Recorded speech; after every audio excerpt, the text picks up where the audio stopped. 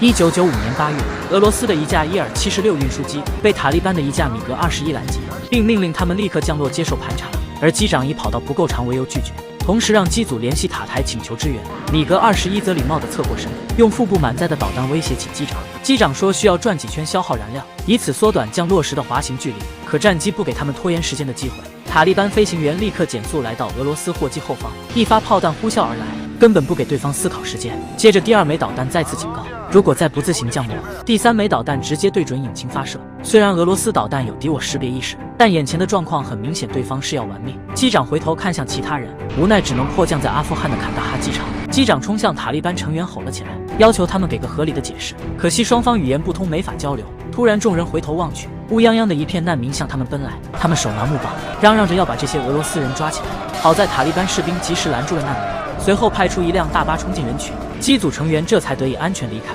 随后这些飞行员被关在一个小院，并且派兵把守，名为保护，实为囚禁。直到第二天中午时分，一个自称翻译的塔利班带走机长，去参加所谓的什么国际新闻发布会。机长说自己没有违反任何条例，不应该被关押。但塔利班小队长在飞机上发现了满仓的武器，他当着记者的面填装好弹药，朝着机长头上射击。机长就像一个犯了错的孩子低下头，他这才意识到事情的严重性。但是当大家回到小院时，机长却假装什么事都没有，因为他不想大家担惊受怕。转眼空军司令来到小院，要求机长帮塔利班训练飞行员，如果答应，3个月后就可以回家。但是机长却果断拒绝。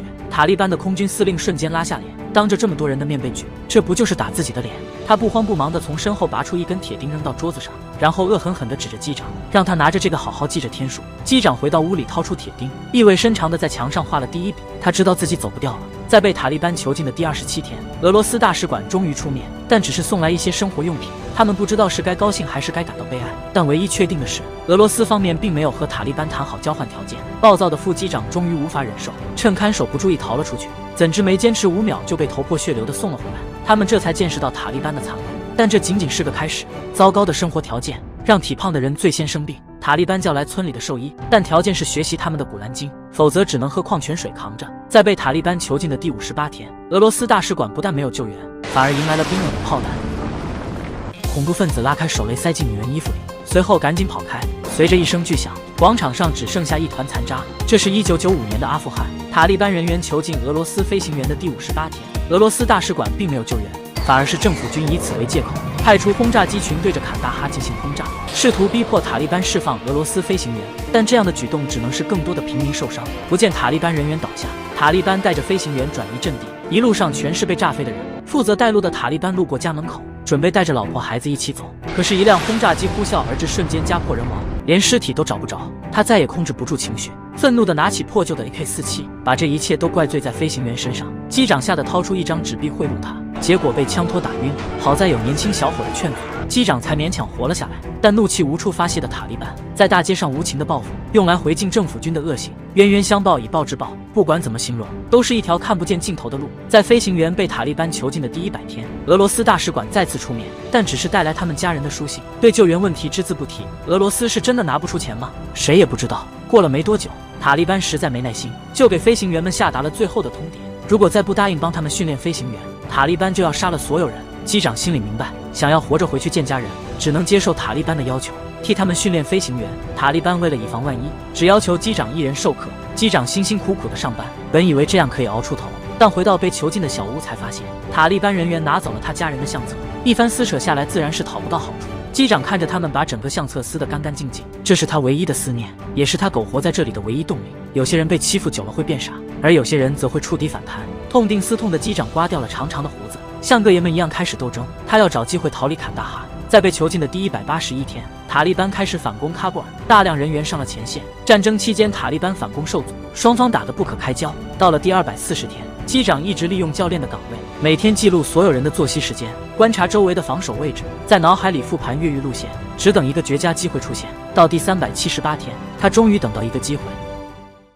俘虏捡起一颗手雷还给塔利班士兵，士兵正准备去接时，突然又传给了另一个俘虏。被戏耍的士兵干脆掏出另一颗手雷，直接拉开拉环，随手扔给了耍他的俘虏。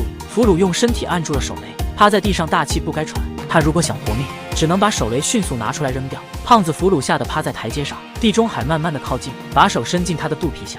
黄毛小心提醒他，手雷拉环已经被拉掉，可是身下的手雷始终没被找到。黄毛索性趴在地上抱着脑袋祈祷，地中海在他肚皮下慢慢摸索，一点点的靠近手雷，随后嘴里数着3、2、1，瞬间拔出手雷扔进水井，但手雷并没有爆炸。地中海刚准备起身，怎知这时突然爆炸。这些被囚禁的飞行员们知道待在这里早晚都要死，于是开始打磨武器，准备逃出这个鬼地方。可他们不知道，此时的机长正背着他们制定一个更加周密的计划。